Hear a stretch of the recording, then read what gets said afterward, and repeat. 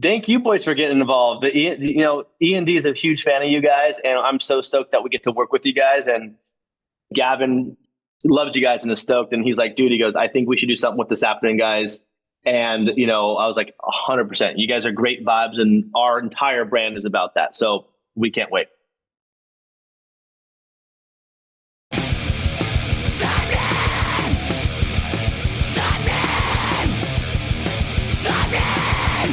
You're listening to Sappenin Podcast.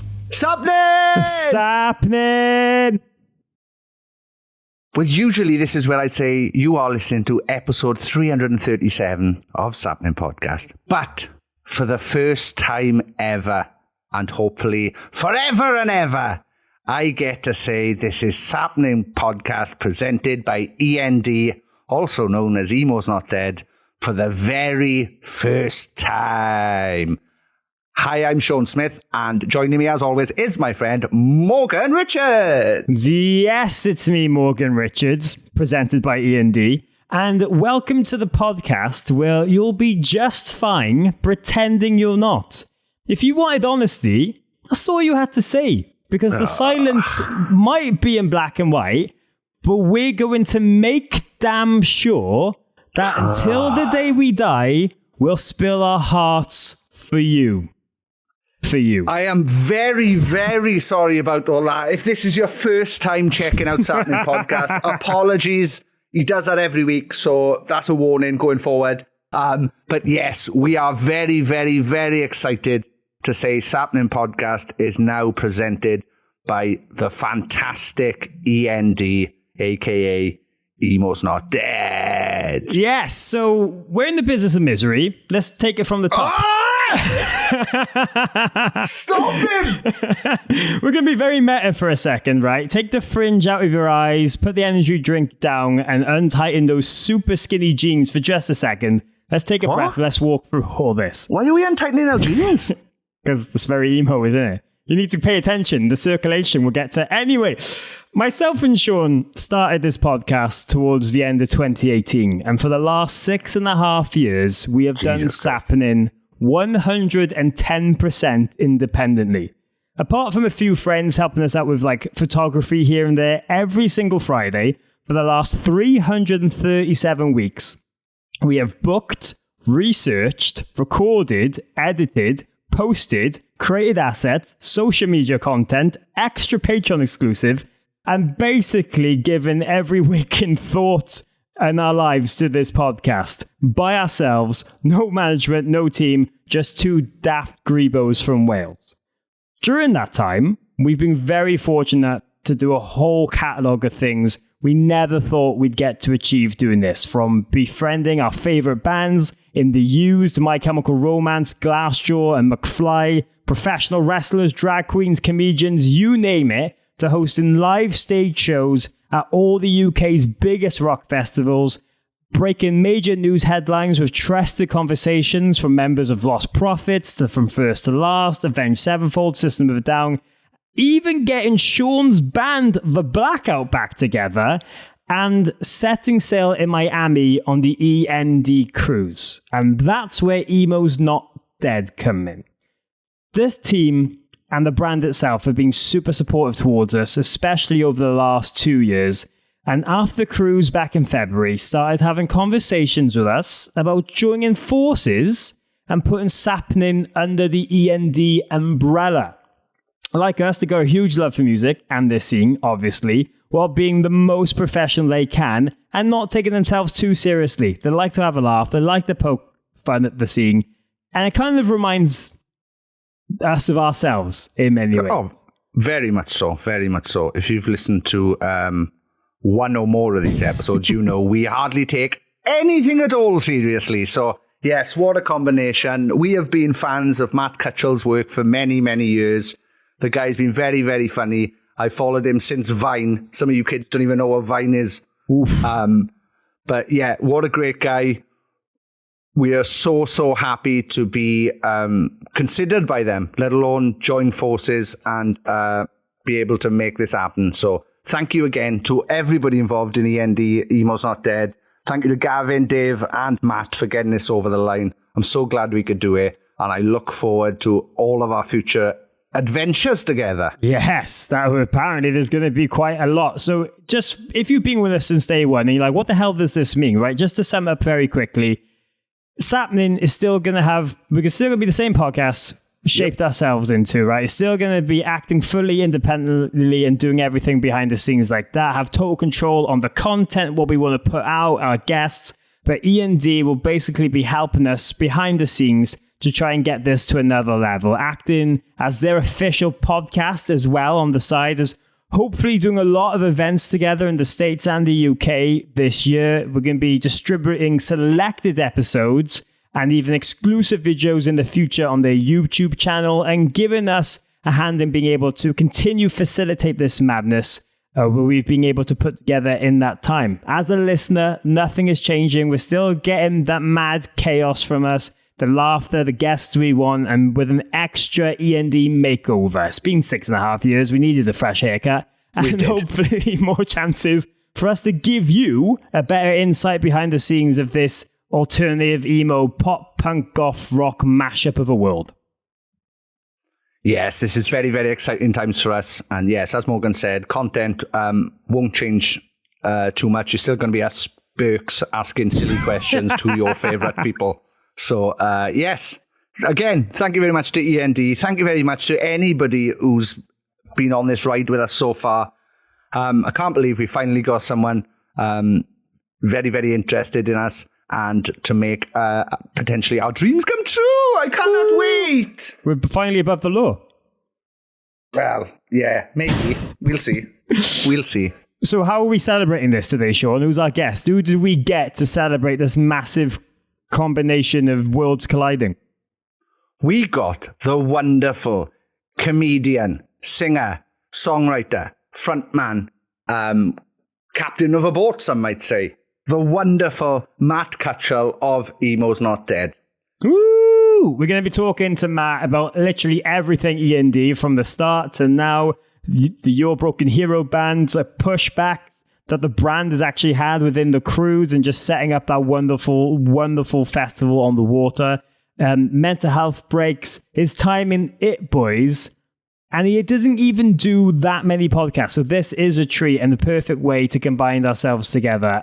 Of course, a massive shout out to E.N.D. For more information on the brand and check out their funny videos, merch, coffee, the 2026 cruise lineup and more, head over to emosnotdead.com. And hey, give us a follow at Sappenin Pod on Instagram for all the updates on what we've going on personally. If this is your first time listening, make sure to come over, say hi, say Sappenin, and please support us in our journey on our Patreon page at patreon.com/Sappenin. The community of people over there have literally kept this thing going to the point where we wouldn't exist if it wasn't for them, and they continue each and every week to make this happen. They're making friends with each other and they're meeting up at gigs and festivals all over the world. UK, Australia, US, Germany, whatever you are. Go and check it out. Patreon.com/Sappenin. Yes, let's get into this episode. Once again, thank you very much to everybody who's ever been involved in our Patreon.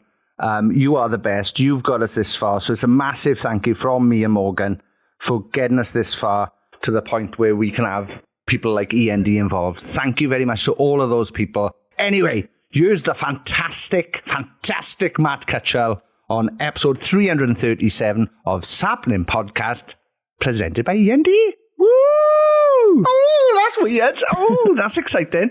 It's Sappenin! Don't know why I did such an aggressive one then.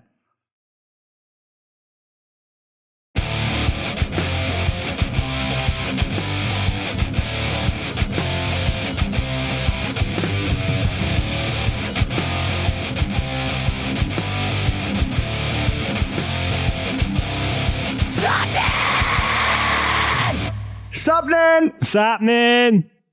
What's happening, guys? Hey! Ladies and gentlemen, boys and girls, gender progressives, joining us at this time is the gorgeous, the beautifully singing. Singing? Is that right? The beautifully voiced. No, I've forgotten how words work, and that's terrible. And currently now kind of business Colleague? I don't know. What do we... Colleague? Yeah, keep going. I'll let you finish. Yeah. This is good. Yeah, sorry. And yes, captain of a ship. Emo's Not Dead's brilliant Matt Cutshall. Thank you, everybody. Thank you so much. I appreciate you. I see you back there. I see you. Who's that booing? What a beautiful welcoming. I appreciate it. It was terrible. I got lost halfway through. I'm very sorry for that. But no, we are here. We have been wanting to do this podcast with you for a few weeks because the last one we did together was in August 2020. Wow. That was 2020. You guys, that's scary. Yeah, it was August, and yeah, we were talking about the pandemic and how how it all came about. Yeah, just craziness. You guys know what's funny? I've only done since I've talked to you guys. No, before that, since I started E.N.D, I've only done 3 podcasts since then. You guys, do you guys know Orion Reacts? Yeah. Yeah. I think that's how you say his name. Oh, you guys, Orion Reacts, and I did Emery's. That's it. Oh wow. Nice. I've done 3. Honestly, I enjoy talking to friends, but like I'm not a big podcast person, so I just don't do it. So I love that you guys are 2 of 4 that I've done in 6 years. Yeah, that's Coming insane. Coming back for more. When will you learn? No, thank you for doing it. And yeah, we had a very, very interesting conversation. You'd been doing Emo's Not Dead for 18 months at the time.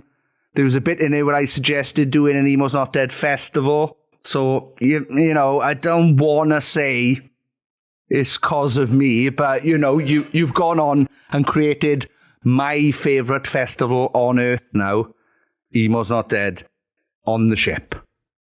You created it. That was you. It was all me. All me. You should have had, bro. You should have had me sign an NDA. I straight up jacked your shit.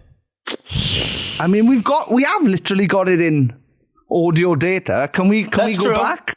Let's go back and have your team talk to my team. But before the lawsuit, let's just dive in and have some fun. Yeah, it's probably best. We've literally start working together this week, and already I have fucking sabotaged it. What a fucking This is going downhill. This is going downhill. But Matt, how are you doing, man? How's things day to day? What's life like at the moment? You know, I'm a strong 5 out of 10 right now. Ooh. Only a 5? Yeah, I'm average. I'm average. We left Malibu during the Malibu fires. And so we have not been home since January. And so over the last few months, we've just been trying to figure out life. We're currently staying at, I have an Airbnb property here in Portland that I usually rent out. And I'm just very lucky that we were able to block it for us. So we've been staying in Portland since January. And, you know, it's just difficult because we want to be settled. We want to like start a family. We want to have kids. And in a 600 square foot back house, it's not quite the place to do it. So we're just trying to figure it out at the moment, to be honest. Wow. Oh, wow. Yeah.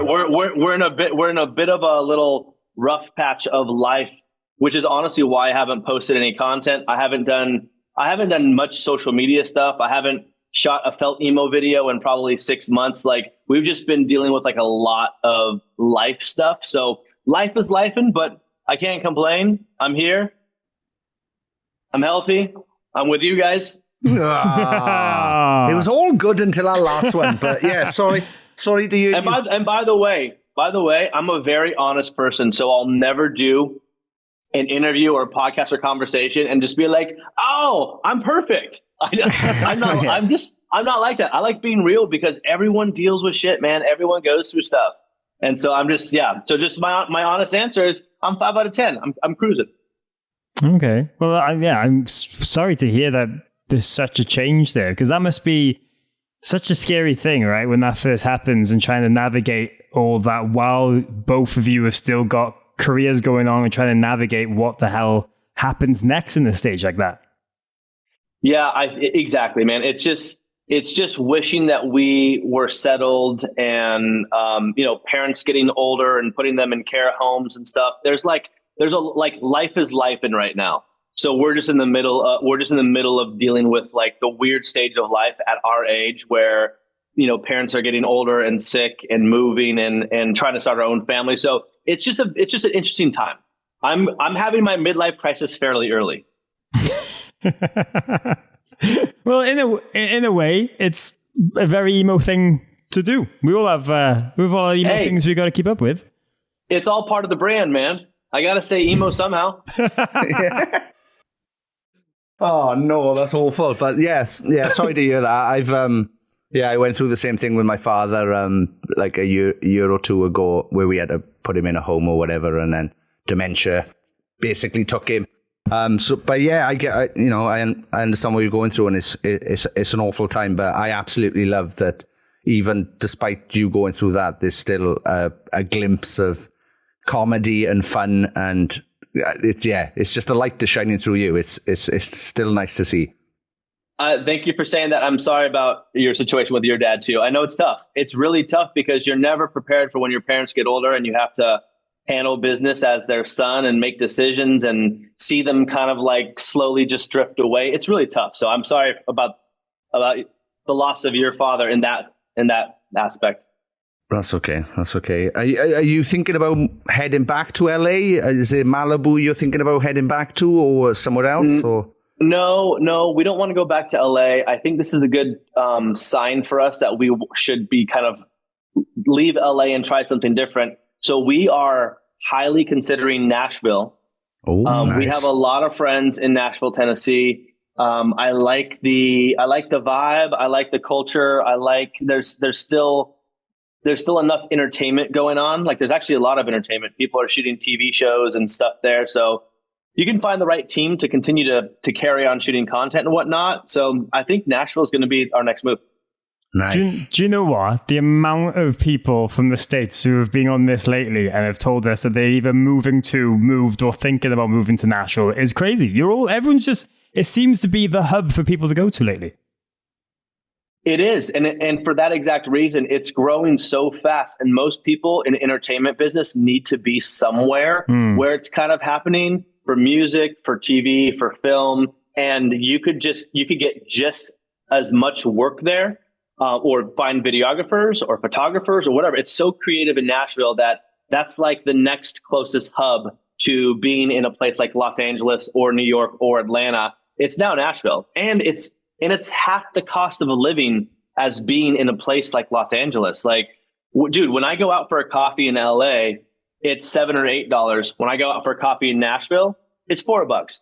A cocktail in Los Angeles is $22. A cocktail in Nashville is $11. It's literally like twice as expensive to live most of your life in Los Angeles, which is that makes Nashville even more appealing, you know? Yeah. Wow. Insane. Well, yeah.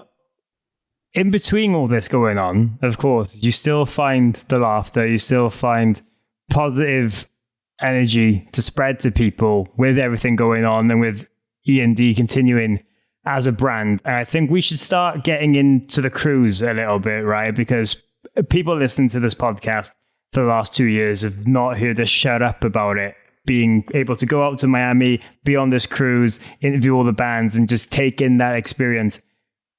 I'm sure for you, every year going on it and seeing the boat get bigger and bigger, it's insane to think how starting a couple of skits has turned into a festival on the water. Yeah. It's, I'll be honest. When I first started Emo's Not Dead in 2019, it may have even been the end of 2018. I always get that wrong. But let's call it 2019 is the first real year that I started making these videos. By no means did I expect it to even be here. I didn't even expect to sell merch. I just made a one-off video to make people laugh, and I was going to move on from it. But after it did so well, I just kept going and making more videos, and the series just kind of kept going and getting more and more views and more followers, and we started selling merch. And then eventually people were saying, a lot of comments were coming in that we should do a live event. And so initially the idea was not to do a cruise. the idea was just to do a live event and try to figure out a different way to do it. We didn't want to just do another festival. We wanted to figure out an elevated way to give people our age a nicer, more luxurious experience, but still see their favorite bands. And I actually had a conversation with my attorney, the Emo's Not Dead's attorney, Brian. And I was like, dude, we want to do an event. We want to do it elevated. And he was like, what about a cruise? He's like, I know the people from Norwegian Cruise Lines. Would you ever want to do that? And I was like, whoa, I never even thought about doing a cruise, but yes, I'm very interested.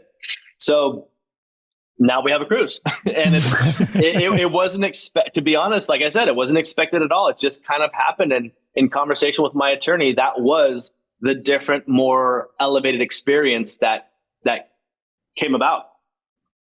And what an experience it's been. We've done, we've done 2 now, and they honestly now, I'll say this: people know I'm not lying, and I'm not blowing smoke up your ass just because literally, it's the best thing that we've ever been involved with. It's the best festival I've ever been to, and I've been lucky enough to play festivals all around the world. And yeah, what a brilliant experience. I cannot sell it enough. And if you need any bands, I'll tell you what I told Dave. If you need any bands convincing, send them my way, because I'm a miserable bastard and I hate everything. But I love the Emo's Not Dead cruise. Hey, I appreciate that, and I will send them your way. If there's anyone to say no, I will say, and I'm glad we finally got them. But I tried to convince the Used for years, and I was like, we tried to book them for year 1, and it wasn't their thing, and we tried to book them for year 2, and they were like, no, we're not sure about that. And then finally, with enough convincing, and I honestly think that Bert and the guys ended up just kind of seeing the positivity and all the good comments and how people said, like, not just the fans, but the bands, all the bands who come end up loving it and asking to come back. And a lot of them do it on stage, so we feel obligated to bring them back. like I'll never forget when Yellow Card played. They're like, "You guys want us to come back next year?" And the crowd's like, "Yeah." And I'm like, "Oh man, okay, now I gotta figure this out." Obviously we want to give just you going, no. I'm like, I don't know if you guys can yet. I'm sorry. yeah. I'll have to check with the accountant. Sean, put the violin down. For real though. So a lot of bands want to come back. A lot of bands have come up to me personally and said it's their favorite show that they've ever played.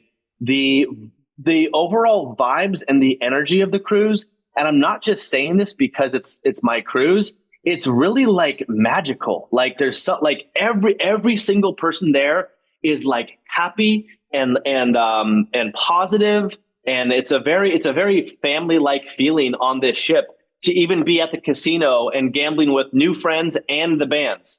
So there's something really cool about it, and I'm glad you got to experience it. And thank you for saying kind things about it. Oh yeah, it's amazing. Yeah, honestly, it's like a whole other world experience when there's been moments where Sean and I, the first time we were on there, we got into the Bahamas day, we went into the sea, and we just looked at each other and go, how the hell are 2 idiots from Wales on this? It's ridiculous. And we couldn't have done that without you, so we do appreciate it. But as you said there, it's full of those magic moments, and especially for bands, I think one of the big things for them is that they actually have time to chill, because away from touring they never really get a day off on the tour, and they have the opportunity to bring their family with them, or like just go to a beach day, have like some time to chill. And you can see that throughout the performances that it means more to them, that it's not just play here, get back in the bus, go to the next place. Dude, 100%. Like you said, with touring, they go from show onto a crammed bus, and then they drive to the next venue, and it's driving, and it's a lot of work. But here they are actually on vacation. Like they got to play, in 5 days, they got to just play 3 shows. And these guys obviously have been playing for years, so they don't really need much for rehearsals or anything. They just come on, they play their set. And then when they're done after their couple hour set, they're free for the whole next day, and they go to the beach. They drink margaritas. They go to the casino. They eat at one of the restaurants. It's really cool. It's fun. It's really fun to be on vacation with these guys, because like I've made so many friends of these bands, And so me and the dudes from Under Oath will just be like, let's go play roulette. And we'll just go play roulette with the fans. And yeah, man, it's a really fun experience. I'm really happy you guys experienced it with me.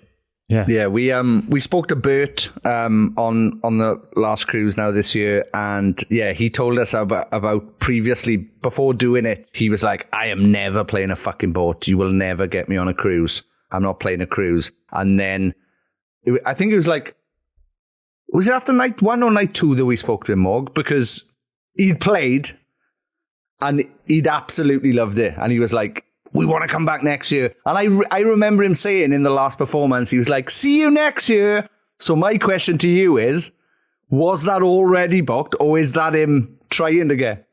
No, it wasn't. They were not already booked. And we told ourselves that we weren't going to do any headliner repeats. And we're like, I don't think we can do headliner repeats. There's a lot that goes into it, as you guys can imagine. And Bert really wanted to come back. And we're like, oh man. I was like, we've tried for the use for so long, which is a blessing. I was like, now they want to come back next year. We got to talk to the accountants. Let's see if we can make this happen. But I'm very, very happy that he loved it. And I'm so happy because we made it work. We got excited, and they brought such good energy. And obviously it's the Used. They're one of the most legendary bands of all time. And so to have them back means the world. I'm just so happy that Bert actually found his true love for playing a cruise ship. Yeah, who would have thought, eh? Who would have thought you have the power to change his opinion on boats in general? I had no idea. I had zero clue. But yeah, dude, like watching, I will say, like my wife is a huge Used fan. She's been wanting, her 2 requests are them and AFI. She always says, I need the Used, I need AFI. She's right, mind. She's right. And both those bands that we had been reaching out to don't have an interest in sailing. Well, we got the Used, so they're off the checklist. Now, next is, can we convince AFI to play a cruise? We shall see. But going back to my wife's dream of having AFI in the Used, watching her sing the entire Used set, and like, it was such a surreal experience. Me and her watching the Used perform. She's screaming along their songs. I'm singing their songs. And just seeing it, the banners just say "Emo's not dead," and that was my true moment of looking around and being like, "Holy shit, I created this!" I was like, "This is pretty freaking cool that this is my own event," because that's something you only dream about as a kid. Like you dream about this shit. But bro, I played Warped Tour for 4 years in a row. Before that, we just played just shitty venues to 5 people. Like, so I've done the whole grind in the world. And back then, if you told that kid playing these 5-person venues that I was going to have my own event on a cruise ship, I would not believe it. So it's a dream come true. Honestly, it really is. Well, we were standing next to you and Ariel for one of those sets at the Used, and we couldn't believe how much into it she actually was. One of our highlights was seeing her reactions watching them, to be honest, because she was like a kid at a candy store. She absolutely loved it. She couldn't believe it. Afterwards, she's like, I can't believe that they're playing the cruise. So that was a bucket list for her. Yeah, you could definitely tell. Yep. And as the brand in general, are you surprised, or were you surprised very early on to see how much of a mutual love it has had from the art itself? Because Emo's Not Dead and yourself has really connected with bands like The Used, Under Oath, Yellow Card, Senses Fail, like who constantly kind of either wear your merch or post about it, or like just see what you're doing that early on could have been taken the other way of being maybe like, oh, why are you poking fun at this? But it got taken as a very much like, oh, that's completely right. He gets it. He knows what's going on. Do you have one of those pinch me moments to think like, oh, these bands I was like a fan of and now my best friends because of these videos? Yes, I will say so. Under Oath is like my top band, and they are one of the few artists that got me into the scene, that got me into the music. My friends in Reclaim the Fallen, who I bring on the cruise every year, I literally owe it to them, because I would go to their shows when I was probably I want to say 15, 16 years old. And they were the first like hardcore show that I had ever seen. And they're the ones who got me into Emery and Under Oath and so on.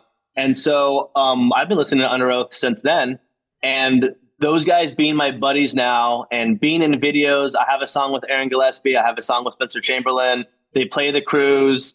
They wanted to come and play their surprise set as Locust Ultra. Yeah. Like Awesome. they're my friends now. And so I feel like that's probably been the most surreal thing is when I, built that friendship with the guys from Under Oath, because that's a band that I really look up to. And I just became buddies with them through Emo's Not Dead. And, they're one of many, obviously. Like I've become buddies with the guys from Emery and on the boat recently, I've become, been more friendly with Bert of the Used, and Joey from the Used has become a buddy. So it's really, really freaking cool that all these bands that I, grew up loving are now just my buddies. It's pretty pinch me moment for sure. Yeah. Can you talk to us a little bit about that Under Oath secret set on this year's cruise and how that came about? Did they reach out to you, or were you so eager to have them back that? Yeah. Did you guys catch the Locust Ultra set? Yeah. So the first one in the what's it called? The middle bit? Atrium? Yeah, Atrium. That's it. Yeah. Yeah. Awesome. Pretty freaking cool. So what happened is they played, Under Oath played, so Under Oath played the first year. We just booked them as a band and they played the second year. Was it last year? Last year was Locust Ultra, right? This last one? Just last one. Okay, that was this year. Yeah. I'm sorry. This year was the Locust Ultra. Okay, so year one, Under Oath was booked as Under Oath. Year two, Sleeping with Sirens had to pull out last minute, and Under Oath was like, we'll do it. So we slipped Under Oath in. So they played back-to-back years. The third year, Under Oath, they love the cruise so much. They're like, yo, we want to come back. Can we just come and play a surprise set as a new band called Locust Ultra? And we're all going to wear masks and so on. I was like, say no more. Absolutely, you guys can do that. So they've played the last 3 years, and okay, I should know this. Are they on this next year? Yes. Yeah. Okay. Anyway, now they're back now they're 4 years in a row. And so now we have this thing where we're like, hey, Under Oath has to be back every single year in some way, shape, or form, whether it's acoustic set, Locust Ultra, Under Oath. Like we love having those guys back. Yeah, they've been fantastic every time we've seen them. And yeah, especially this year, the surprise. And yeah, it was just amazing. And just to see so many people, because I think some people had heard like murmurs, it could be them. But then there was people, I could see people literally in the crowd just like squinting, looking, going, is it them? Yeah. I'm not sure. I will say one thing that I wish that they did is, so like Aaron Gillespie has his signature bandana right here. Yeah. And he's playing with his bandana and his red hair's coming through. I'm like, come on, you're giving it away, dude. There was bits of that set because I thought that room was getting very warm with everyone trying to fit in it. And there's like, they're going to commit to these masks the whole time? Fair play to them. Yeah, fair play, man. Those guys, they went through a lot of blood, sweat, and tears to play that set. Yeah. Well, Spencer's become someone who's really being happy to give you advice vocally when you've been doing stuff for your Broken Hero as well, right? There's been a few times where like things maybe have gone wrong with your voice, or there's one or two things getting back into doing live music again that you've had to relearn. And from the outside, he seems like someone who's just being there for you to give you advice and wanting to help. Yeah, he's a sweetheart of a person. He really is a kind person. And I've developed a really good relationship with him. And I'll never forget I believe this was year one on the cruise. I play one show per year. I literally just play the cruise. That's it. And I was just, after the first day of excitement and meeting fans and just being excited, I was losing my voice. And he heard, I don't know if I had told him or he heard that. And so he reached out. He's like, hey, can I come to your room? I want to like check in on you. And he comes to my room, and just as a homie, just starts telling me what to do for my voice, and says, he like brought me tea, and he's like, here's what you should drink. Here's what you should do. And like, I didn't even ask for that. He just knew that I was kind of struggling. and he came to kind of guide me on that. And so from a legend like him, I took all his advice and I crushed the show. I did pretty damn good, I might say. So yeah, he's a great guy. He's very, very nice, and he is the definition of a good friend. He really is a good friend. What would you say has been the weirdest reaction to doing all of this over the years now? Is there being more people within the scene who have given you advice or reached out with positive comments and you've been like, oh, what? I didn't expect them to be into this or see this? Or is it the other way around where maybe bands we think would enjoy this have pushed back a little bit and kind of got the wrong end of the stick?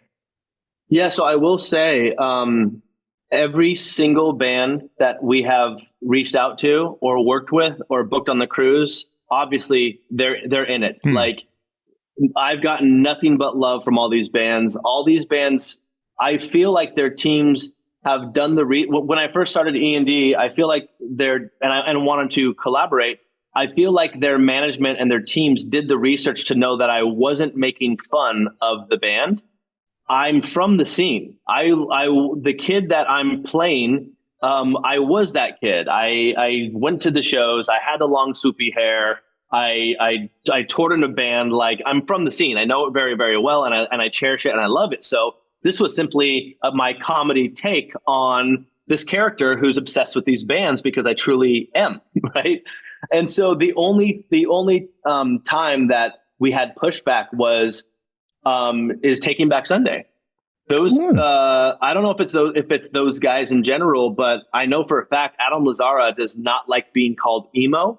He doesn't like being a part of a scene, a part of the emo scene, which he made very clear at When We Were Young. He was on. I don't know if did you guys go to When We Were Young when they played? No, we haven't been yet. No. He was on stage making fun of emos and the word emo in front of the entire When We Were Young crowd. And everyone, I'll never forget, I'm standing in the crowd and everyone he's making fun of the word emo and everyone's went silent and was like looking at each other in the crowd like what the heck? And so he's had some struggles there. And the reason I know that he wanted nothing to do with E.N.D is I did a video to a Taking Back Sunday song, and his team reached out asking me to take it down.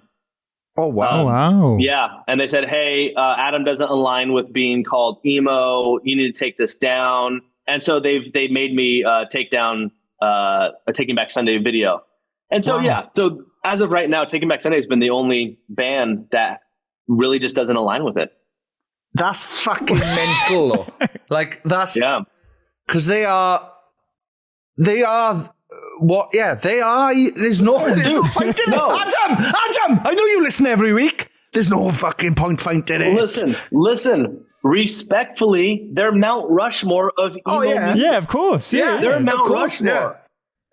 Like no joke. Like, they're one of the 4 bands that I grew up on that I absolutely adored, and they're a huge inspiration for why I even started a band and why I went on tour. And so I will say that definitely hurt coming from a band that I idolize so much to want nothing to do with it. Don't like emo. And and I even remember writing the team saying, hey, I'm not making fun of Taking Back Sunday. They're one of my favorite bands. And honestly, if you look at my album artwork on the You're a Broken Hero album, I have I think it's 5 or 6 bands that influenced me in my music. You see little things of each band in the water, like on the cover art. And Taking Back Sunday, their exit sign is in the water. And even though they've been mean to me, it doesn't change the fact that I still think they're a great band. And I love their record, and they did influence me. So I still showed them respect anyway, and they're on my album cover. Wow. Right. We've got a new mission now. This is the fucking mission. We gotta fucking make. How do they not? They're bound to. It's going to happen eventually. Like it has to happen eventually. They have to come on. They have to go on the cruise because it's fucking great. It's a brilliant experience. That's mad. That's like Fred Durst saying, "I fucking hate new metal." It is. Bro, it is like you that. You are new metal. Yes. And to be honest, and listen, like, you never know what people individually have gone through. And maybe he was really made fun of when he was younger doing Taking Back Sunday. And maybe the word emo just actually hits him a very, very wrong way. But you would just think years later, with the emo music scene exploding again, that he would almost embrace it, what I find to be a little bit odd. He should be like, I'm the king of it. Like, he should be like, crown me. Like, Crown me. Yeah. He should put on the crown and walk around when we were young and say, I'm the king of emo. Crown without the E. There's no E in crown anyway. There's no E in crown. Yeah. It's crown without the N. Crow. No, that doesn't. Never mind. Anyway, yeah. I can't get over that. That seems insane to me. That's blown my mind. They're literally one of my favorite bands. Are you basically put off asking them ever again? Or do you think, they said yes? No. We offered them this last year. Yeah, we'll still continue to offer them, and in case he has a change of heart, which I truly hope he does one day, because I would love to have Taking Back Sunday on the cruise. And I hope that maybe he gets past the word emo being offensive or whatever, and can just come have a good time. And I think that it would. What's funny is I don't know what bands he looks up to, but I'm starting to feel that over the years, some of these bands, maybe like the Used and so, are playing the cruise, for him to maybe be like, if they're doing it, maybe we'll consider doing it. So we'll see.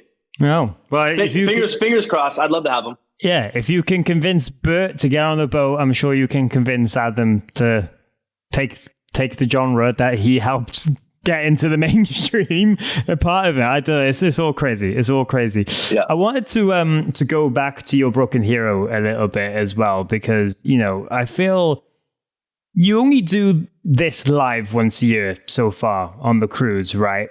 But I'm sure that it's kind of reliving a whole other side to you that you never thought you'd get to do again, especially after It Boys ended. You didn't really go down the musical route after that. What has it been like, you kind of revisiting that frontman role, even if it's just sporadically? Yeah, so, I mean, listen, like, my dream was to be a frontman of a band. I love writing music. I love creating. I love performing. So I obviously didn't expect to do it again. I really didn't think I was going to do it again. I found my outlet in just creating, comedy videos, and that's my way of expressing and creating and so on. So it's been really, it's been really awesome. And I really, really enjoy performing the cruise. And to be completely honest, like, I know life's not all about making money, but it costs so much money to go on the road and tour and hire a band and hire a tour manager that it's not quite affordable for me to take Your Broken Hero on the road, because I feel like we might break even, and I don't know if I can afford being away for months on the road and not making any sort of money to play shows. In a dream, if I could be on tour and make money, I would love to do something like that, because I love playing live. I really, really do. But man, like, I forgot if it was one of the guys from Under Oath that I was talking to, and they draw large crowds, and they were saying, we have to tour all the time to make ends meet. And they're having 2,000-3,000 people buy tickets to go see them every night. So like, you can only imagine, like, you got to have thousands of people show up to your show every night to really make it work. If you want to, unless you're just an acoustic act like Ed Sheeran, where it's you and a sound guy. But when you literally have a team of 10 touring with you, it's not easy, man. It's not easy at all. I wish that it was, because I would love to go on tour and make ends meet doing something like that. Yeah, basically bands nowadays go on tour. It used to be you would go on tour to promote an album, and now it's put an album out so you can go on tour to sell T-shirts.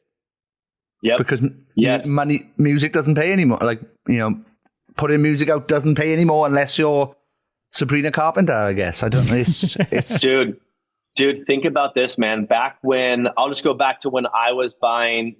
Do you guys have Tower Records where you're from? We know about it. So Tower Records was the place to go buy records, and I would go and they would even sell singles, right? So they would sell singles for $1 or $2 for the single. They would obviously sell an actual full album for $12-15. Imagine when that was your way of getting music. Think about how much money those artists made when they bought physical copies of their entire album. And right now they can find it for free anywhere.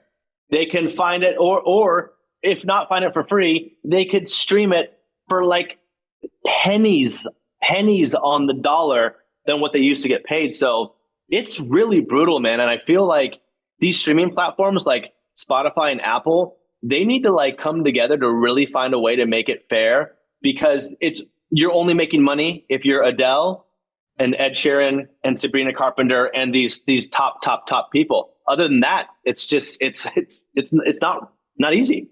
Yeah. It's crazy. Yeah, it's wild to think how much has changed in such a short period of time. But getting back on stage mentally for you, has there been anything where you had to kind of psych yourself up to be like, oh, I'm getting back to that stage of being on a microphone in hand in front of an audience singing again? Or has it been a completely different like chapter between doing this and doing It Boys? I will say it feels very similar, to be honest. Like I've never quite been a nervous guy on stage, so I don't really have to build up too much confidence to get back on stage. I genuinely enjoy it. But I think it's preparing for it, as in, like it's rehearsing all new songs and getting familiar and getting used to singing again. So like my voice isn't prepared for it. Like, all these bands that we love, all they do is tour. So their voice, like I'm always intrigued. Like Dan Marsala, he can party, he can drink all night, he can stay up till 4 a.m, and then he'll play the pool deck at noon, and he has a flawless voice live. And he doesn't. In my mind, I'm like, how do you do that, dude? If I literally just had one night staying up until 4 a.m. and having some drinks, my voice would be out of commission for the next 6 months. So like, I think for me it's train my voice before I perform, which is a lot more work than I thought it was going to have to be. Like, I want to make sure to give my audience that gets to see me one time per year on the cruise, I want to give them the best show that I can. And so taking care of my voice is, it's a lot more difficult than it used to be back when I toured in It Boys, because I don't know, I was younger and I was used to it. When we were on tour, that's all that I did. So that's kind of the only difference is I needed, as a geezer, I have to just kind of like train my voice a little bit more before I perform live. Yeah. Is there anything from the It Boys days that when you have stuff like this where you're talking about again and going down memory lane, that you just take a step back and be like, that was a wild part of my youth? Because you guys toured a lot. You said like about like Warped Tour, and like you came over to the UK for runs of shows, and you did like Slam Dunk and all that kind of stuff. Like, I'm sure that was a strong learning curve of the music industry where you guys were at that time. Yeah. So, man, I loved being in that band, and I loved touring in that band, and I'll definitely never forget it, man. Those memories were incredible. And I don't know if you guys know this. I think one of the coolest things that's happened since that band is when we were in that band, we had moments of success with touring and fans discovering our music, and streaming wasn't nearly what it is now. So it was more like MySpace, actually. We had some success. Our song would get placed on people's MySpace pages. And so our first song ever, Miss Hollywood, that wasn't on the actual record we put out. It was the first song we ever wrote, put out. And that one ended up getting like millions of plays on MySpace because people would put it on their profiles. So seeing these little moments of success was cool. But fast forward to, I'm going to say maybe 4 years ago, right? Maybe 4 or 5 years ago. I'll never forget this. My friend Elisa, she texts me and she says, hey, this is really weird, but my 9-year-old daughter got in the car and she was controlling the phone and playing music. And she started playing Guys Don't Like Me by It Boys. And I asked her, hey, I said, sweetie, how do you know this song? And she said, oh, she goes, it's from Gotcha Life. And are you guys familiar with what Gotcha Life is? It's like a game. It's like a game, isn't it? Like what's... So kind of. I'm still kind of learning what it is, but I had to do a deep dive of what this is. If you go on YouTube and you look up Gotcha Life, Gatcha, Gotcha Life, it's some sort of tool where younger kids are using it to create anime. And when they create this anime, they put popular songs behind the anime, and they create their little anime music videos. That's all that I really know what it is. And so Gotcha Life has a very young following of literally people that are 8, 9, 10, 11, 12, like really, really young. And somehow Guys Don't Like Me became really popular on Gotcha Life. And the song now has like 47 million streams on Spotify because of it. Wow. What? Like, not like 500,000 streams. Like, it's actually a hit. It's like a fairly hit song because of, and so years later, so we toured, we played that song, the band was done, and literally 10 years later, the song just got some success because of a thing called Gotcha Life. And now It Boys has, I think our band in general has like 300 something thousand streams per month just because of Gotcha Life. Wow. Pretty freaking weird. It's still all for my band yet. Come on. We can Yes, we started in 2004. Come on. Bro, somebody there's pick still a song a chance, up. buddy. But I truly don't know. I don't know who was the first kid to find it. I don't know who was the first person to put it on there. But if you look at the Gotcha, if you type in Guys Don't Like Me, Gotcha Life on YouTube, you'll find tons of videos that have hundreds of thousands, if not millions of views that use our song. And I still don't know how that happened. That's insane. That's insane. I find things like that so wild. That is just by chance. Like, how the hell does that happen? Like, that song all those years later find a new lease of life, and especially a completely demographic and audience. Dude, it's truly mind-blowing. Like, that's one of the weirdest and coolest things that I've ever personally experienced with something that I created. Was I'm like, how did I create a song 15 years ago that just became popular 5 years ago? You know what I'm saying? Like, it's like, what happened there when the band was done? It's so strange. Yeah. Unless your PR team was really late to the emails and they were like, oh, I forgot to do this. We forgot to send this out. It's like 10 years later, send it now, quick. The label might be way behind, and that's okay because now some royalties are coming in. Nice. Well, I was about to say, are you out of contract now? Does that mean that comes to you? What? I'm making like $200 per quarter. Yeah, finally above the law. Here we go. Yeah, dude, I'm cleaning about $800 per year now. It's not bad. Fucking hell.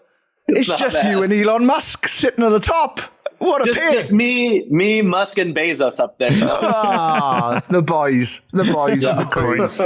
Just the boys. Oh, jeez. Well, speaking of full circle moments of things, with Your Broken Hero, you obviously put an album out that was funded with a Kickstarter, and the fans just kind of got together and got that over the line as soon as they possibly could. But you did a song on there called Rooftops, which obviously was an It Boy song originally. You remixed it completely to an emo style and collabed with Reclaim the Falling and August Burns Red. And that one in itself has kind of become like the poster song for this whole record. Was it weird revisiting that and putting a new spin on it, or was that something like you wanted to do for so long? So I loved that when we first wrote that song for It Boys, I was in love with it. I loved it so much. And it truly, like, I thought it was a hit. Like when we wrote it back then, I was like, this is the one. Like, you know, when you're in the studio, you're like, we got it. We got that song. We got it. And like, I've been doing that for years for that song. I'm like, it's going to have its moment. And so it just never had its moment because we just didn't have the big enough following or big enough team to push it. And so I remember, I don't know, this is, 8 months ago or so, maybe a year ago, I reached out to Andrew Goldstein, who co-wrote and produced my entire album. And I met him because he did It Boys. Oh, so wow. The guy who did all of Your Broken Hero, I've known him since the It Boys days, and he is a writer on and producer of Rooftops. So I was like, Andrew, I really think Rooftops needs to have a second chance. I think it's a really good song. I know we made it really It Boys synthy pop. I was like, let's make it a little bit more, a little bit more Your Broken Hero style with live instruments and so on. I was like, I think it deserves another chance, and I would love to get some guys screaming on it. So we did it, and I love the way it turned out. I like it better than the original, and so it's featuring Reclaim the Fallen and and August Burns Red, but Duck Leary is the vocalist, was my other vocalist in It Boys. And so two of the guys from Reclaim the Fallen, Judah and Duck, were in It Boys with me. And now they're obviously still in Reclaim the Fallen. But I wanted to, feature Duck's voice, have that feature from Reclaim. And then August Burns Red, you can't find a better screamer than Jake. So I was like, I got to get Jake screaming on this. And it just happened. And I still, listen, the song's doing well. I will say that the Your Broken Hero audience love that song. That's becoming a favorite of theirs. But I think it's going to take a music video to really kind of push it to a broader audience. And I think that we're going to work on a video in the next few months and push out a really cool music video for it. Nice. Awesome. Yeah. Very good to hear. Do you have any more Emo's Not Dead videos? I know you've taken some time off at the moment, but do you have any more ideas in the pipeline for Emo's Not Dead videos? And who is left for you to get that you want to get? Because last time we spoke, episode 89, we mentioned trying to get Sonny Moore. You were looking to get Skrillex. I would have loved to get Sonny Moore. Yeah, I mean, we've tried. We've definitely tried. It might not be his thing. He's not interested. We even tried to get From First to Last with Sonny Moore to play the cruise. So we've been pushing for it. We've been trying. Nothing yet.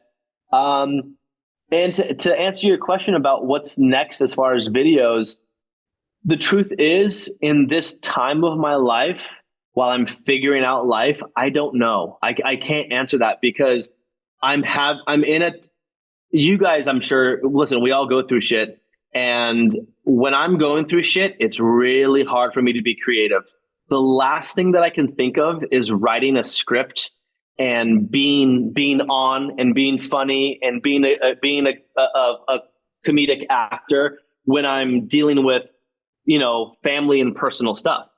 So as of right now, I feel like I'm over the hump of what I've been dealing with over like the last, probably a year and a half or so. And I see the light at the end of the tunnel, but I'm not sure exactly when I'm going to kind of be out of the funk, Okay. Yeah. So the truth is I don't know. I'm really hoping and praying that it's sooner than later. Yeah. No, that's understandable though. I mean, life, as you've said multiple times, life be lifing. Like you've got to get through the other side of that. And it's not always easy when you are a creator and then trying to push all that to one side to kind of fake happiness or anything, because I think then that can really water down what you do and people can kind of see through that. So it's a vicious cycle both ways. It is, man. And I've learned to kind of have grace on myself because I've always been frustrated when I'm like, I'm supposed to be happy. I'm supposed to be on. And it's okay to not be happy and not forever, but you're allowed to have those low moments and feel, most people do go through some sort of depression. And when I first did, it was really strange for me because I wasn't used to it. But I think once I accepted that, hey, maybe this is telling me I am allowed to slow down, I am allowed to take a break, and I'm going to get through this. I think once I accepted that, I started already feeling better, knowing that I didn't have the pressure of trying to fake a smile when I didn't really want to. So I don't know if that makes sense, but I think that we have to just be a little bit more, I don't know, more compassionate to people, because you never know what people are going through. Yeah. Well, to ourselves especially, because if you don't, you can fucking burn yourself out, and then nobody, nobody sees you. So yeah. I know, man. I'll never forget this story. When we lost Robin Williams, and he obviously was such a light to so many people, and he's such a beloved actor and person and human being. And I was friends, still am, but I was close with his daughter, Zelda Williams. And so I had spent some time with her and a few friends at Robin's house out in, I forgot exactly where it was, maybe Montecito, California, or I don't know, some part in California, this beautiful home. And Robin Williams came to the house one day, and I got to meet him, and he was just what you see and imagine on TV, and just loving eyes, kind soul, cracking jokes. Like he's exactly what you expect. And when we lost him, it made me realize that you really don't know what people are going through, because this guy who appears to have it all, money, fame, TV show, loved by the world, and even acted like that in person, was still battling something much deeper, to the point where he had to take his own life. And that was a moment where I learned so much to really just be kind to everybody that I meet, even if people can be rude to you at a coffee shop that's working there or whatever it might be, because damn, you don't know how dark it is for people. And so, anyway, I've just, I've taken little lessons like that in my life to be easier on myself and be easier on other people. And it's helped a lot. Yeah. I'm glad you found that. Do you think on the side, writing more music for Your Broken Hero or anything like that kind of helps, because it can be a kind of self-therapeutic thing, and you don't need to rush it out. You can spend time just writing new music or working on something like that, if that's something you feel up to? The short answer for me is no. And the reason why is the Your Broken Hero album, it was work. It was work. Okay. I enjoyed making it, but it was work. And I also created that album in a weird time of my life too, where I wasn't feeling my most creative. So a lot of it felt a little bit like I got to wake up and I got to go be creative, right? But once I got to the studio with Andrew, I started having fun. So it was more getting myself out of bed and to the studio, and then I started having some fun. But right now, man, I don't think I could write another album in this moment. I think that I don't know what it is that I need. I don't know if it's a larger break. Maybe it's just, at 40 years old, I want to be settled. I want to know where I'm going to live. I want to find my home. I want to put the things that I want in my house. I want to start my family with my wife. And I feel like once I feel settled, maybe that'll all sort of change. But yeah, dude, like right now, I think it'd be very, very difficult for me to write another record at this moment. Fair. Oh, appreciate the honest answer there. Appreciate, because you've got to live life, and you can't just push through things. So no, I appreciate that. But not to say that it's not going to happen, because I truly believe, I think that I do have a passion for music, and I love writing and creating songs. So I do believe that I will end up doing another album, or maybe just do singles at a time when the time is right. I think that I will.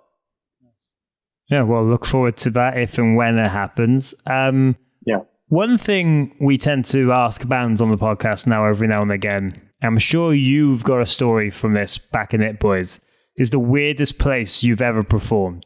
And I mean this in sense of turning up to the venue and realizing it's a zoo or a kebab shop or back of a pickup truck or something very, very random. Have you ever done a gig somewhere, whether it be music, comedy, or just filming, whatever, where you've gone, really, this is the location we're going to do this from? That's a good question. The first thing that came to mind, which I'm not sure is going to be the weirdest, but our most interesting show was, we didn't even, when we were on tour, it wasn't by ourselves. There was this band called Rookie of the Year. I'm not sure if you heard of that band. Yeah. It was just us and Rookie of the Year. And we played a show in the middle of nowhere. And not one person showed up. So we played in front of like the bartender and the other person working. So I'll never forget going on stage and being like, we have to perform because we're on contract to perform. So let's do it. And so we played in front of a completely empty room. And I'll never forget, like, the bartender came up and the other worker, and it was just like them two just going like, yeah. And so like, yeah, the very humbling moment to have played in front of 2 people. But technically they had to watch because they were working. So let's call it 0 people. We played in front of 0 people. That's probably the strangest performance that I've had. Yeah, back in my day, I used to like to call them paid rehearsals. We were paid to rehearse, technically. Paid rehearsal, exactly what it is.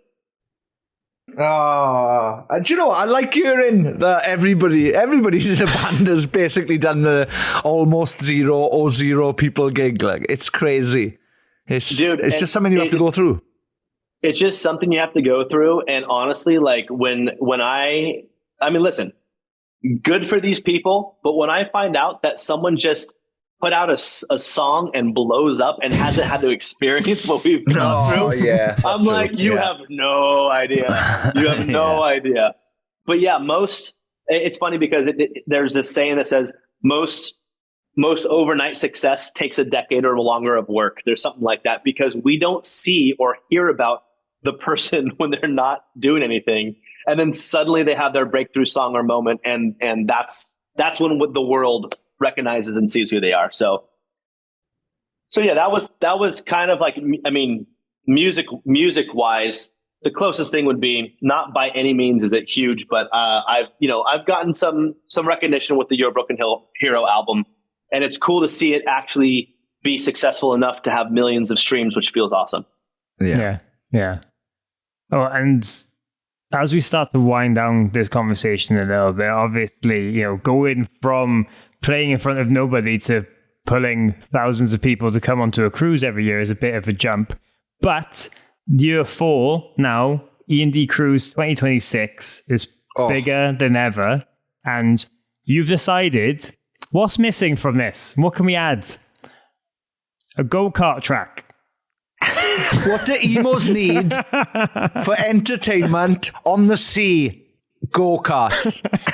They need go-karts and they need water slides. And so we gave them go-karts and water slides. And you guys, I did both because I went to go walk through the ship and I went on the go-karts and the water slides. It adds a lot. It's fun. It adds a whole other element to just day drinking and having fun and racing your buddies, and like it's going to be magical.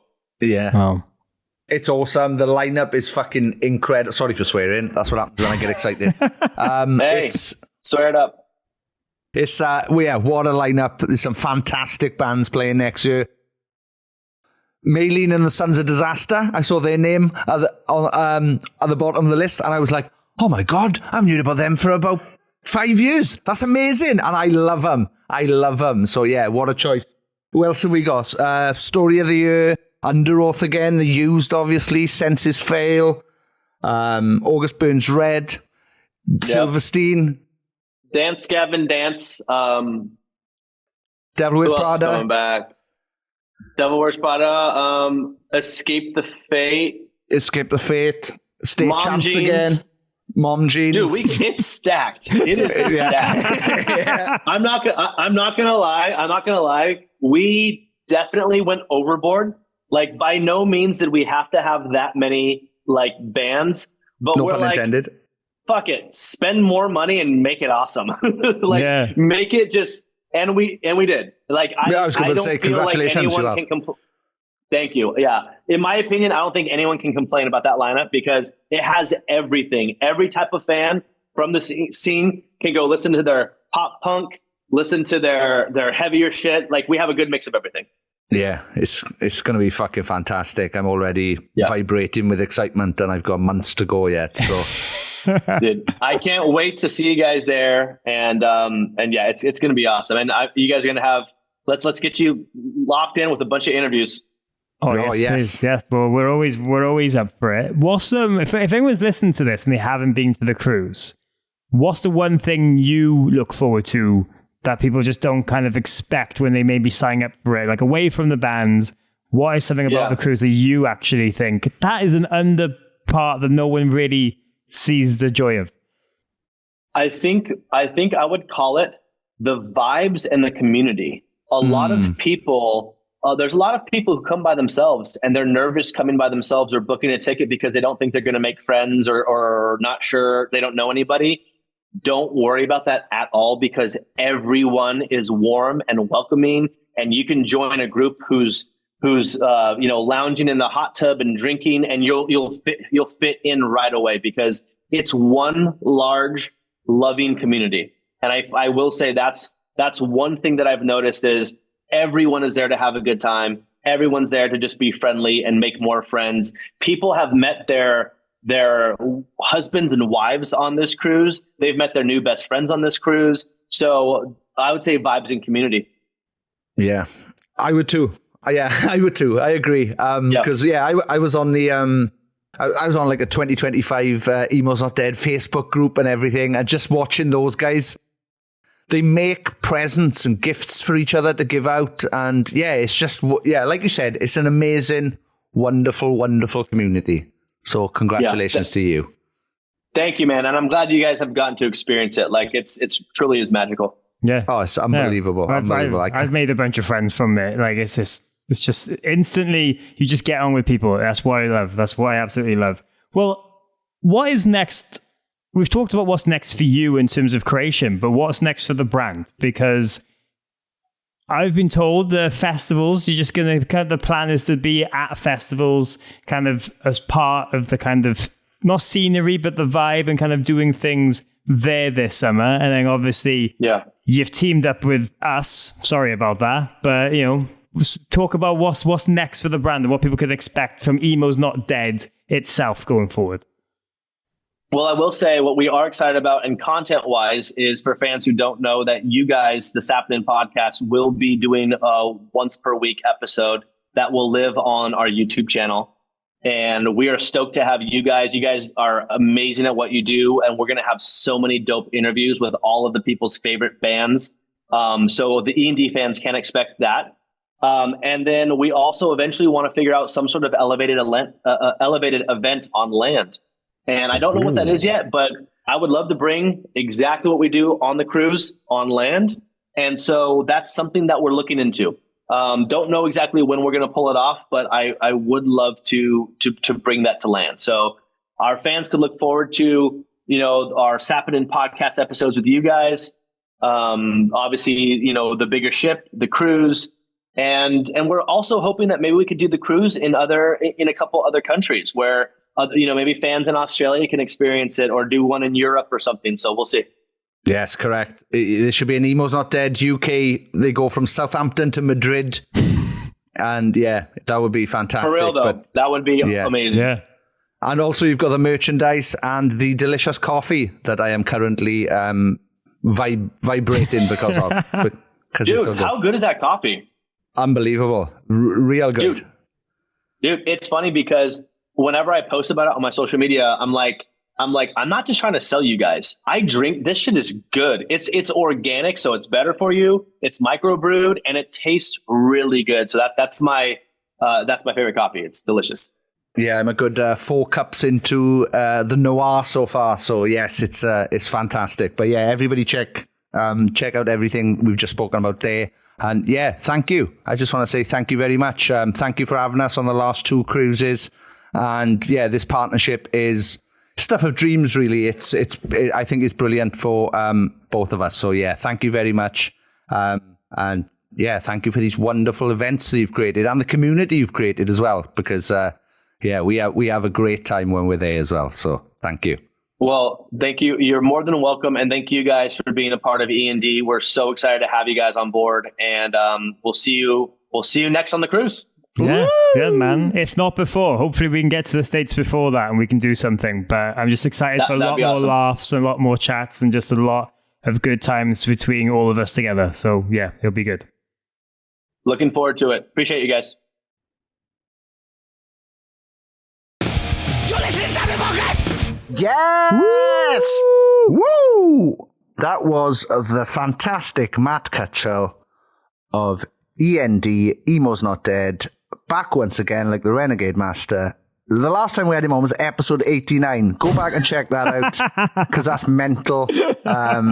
We talked about Emo's Not Dead and about how, they were talking about doing shows and festivals, and now here we are 2 years later, having been on a cruise with them, having some of the best times of our lives. Honestly now, when I say those cruises are such a brilliant experience, I genuinely mean it. Listen, I've been lucky enough to do several festivals around the world with my band. I've done Warped Tour, I've done Download Festival, I've done Reading and Leeds Festival, I've done Slam Dunk Festival in the UK, 2000 Trees. There was another one I did in New York once, was a Bamboozle Festival. So yeah, I've been lucky enough to do all these festivals, but yet literally the best time I've ever had was on last year's Emo's Not Dead cruise. And the time before that was the cruise before that. So I'm hoping now next year's will be the fucking hat-trick of brilliance. I know it's going to be, because the lineup is fucking bigger and better. The ship is bigger and better. And yeah, I cannot bloody wait for that. Yeah, I can't either, because it literally falls on my birthday as well. So what a way to celebrate. We've got new colleagues. We're not going. We've got new colleagues. We've got new friends. We've got a boat to look forward to. And that is also my birthday party, which is brilliant because it means you're all there. So you cannot not come. Oh, that is awful. Yeah, apologies already to any Americans who were forced to go to Morgan's birthday on the boat. But yeah, no, it's going to be a fucking great time. I cannot wait. What an event. What an event. And we are chuffed to bits to be able to team up with E.N.D. So thank you very much for all of their involvement, help with the graphics and our new slight rebrand, which is nice. I like this pink. It's very nice. Hot pink. We're mixing it up. We're just like after going through a breakup, you know, when someone like gets like a new hairdo and all that, that's what we've done. But we haven't broken up with anyone really. Yeah, that's right. Yeah, we haven't. No.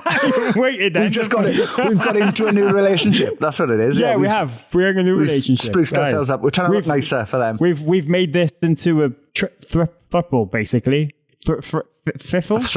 More people. What? We've had it. You know, some people get fed up in their relationship and then they invite other people into it. That's what we've done. I've got way off topic here. Wow, I can't believe you just told me I'm born in bed.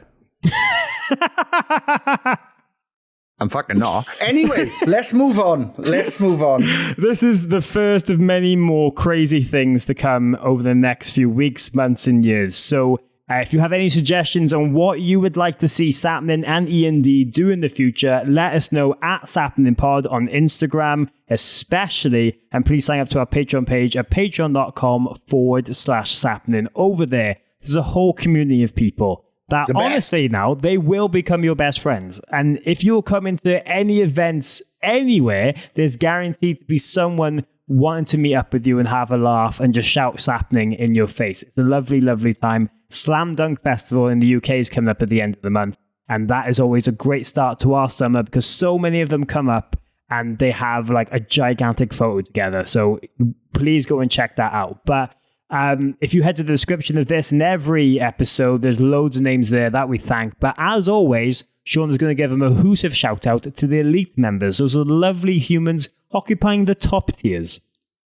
Yes, I am apparently going to do that right now. Let me just find it. Here we go. Thank you very much, Kylie Wheeler, Janelle Castan, Paul Hirschfield, Tony Michael, Scarlett Charlton, Mitch Perry, Dilly Califragilistic XBL of Grimwood, Nathan Croshaw, Johanna, Molly Malloy and James Bowerbank, Jonathan Gutierrez, Kat Besant, Chris Howard, Amy Louise, Amy Hogg, Jenny Robson, Murray Grimwood, Scott Jones, Amy Dawson, Mayumi, Stuart McNaught, Ellen Southfield, Jennifer Dean, John and Emma, Caroline Robinson, Jenny Munster, Louis Cook, Carl Pendlebury, James McNaught, Jason Heredia, Danny Eaton, Martina McManus, Span, Gaynep, Craig Harris, Thomas O'Neill, Ollie Amesbury, Dan Peregrine, Kalila Keane, happy birthday for the other day, Emily Perry, happy birthday for the other day, Adam Kingle-Goss Parslow, Lambda Lee Martin, Fraser Cummins, Laura Russell, Josh, what do you call a French guy being mauled by a lion? Claude Crisp. Oh, thank you very much. Connor Lewins, and last by no means least, Kyle King of the Slots Smith, whose band I Can't Dare are playing with my band in Bridgend on May the 17th. Ooh. So come to that, please. That's going to be great. Oh, see? Join the Patreon and your band might play with Sean. That's not, don't tell people that, because then they think, what if I sign up now and then he starts making me play with his band and I hate his band? That's no. Or what if you're not in a band and you got to start one just to play with you? Anyway, check out both my bands, The Blackout, I don't know where we at The Blackout on social media, at The Blackout Music or at The Blackout Band, because we're inconsistent with keeping up with one social media name, and my other band at Raiders Band UK. That's a bit more miserable than The Blackout. So yes, check out those bands. Thank you very much. This has been episode 337 of Sappenin Podcast, presented by E.N.D. Emo's Not Dead. Wow. First of many, hopefully. Cuts to next week now and it's like, Sappenin, all right, yeah. Yeah, we made a grave error. We went too early. And yeah, they hate us now. But you know what? Yes, we cannot wait for our exciting relationship. Yes, check in with us every Friday to hear some fantastic guests and updates on what's going on in the world of E.N.D. Emo's Not Dead. And if this is the first time you've ever heard of us, we got fucking 6 years with podcasts that you can scroll through back to on Apple and Spotify and wherever you listen to podcasts to go and check out as well. So become aware of us. Also, if you're American and you're wondering, what the fuck is this accent? It's Welsh. It's Welsh. We're next door to England, right? So when someone goes, hey, you guys from England?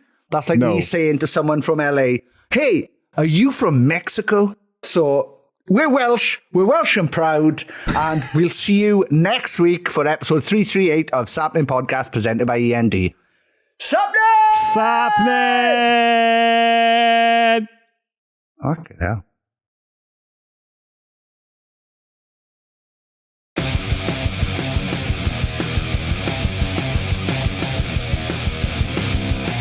You're listening to Sappenin Podcast with Sean Smith and Morgan Richards. Thank you very much for downloading this podcast or streaming it, or I don't know what else you do with podcasts.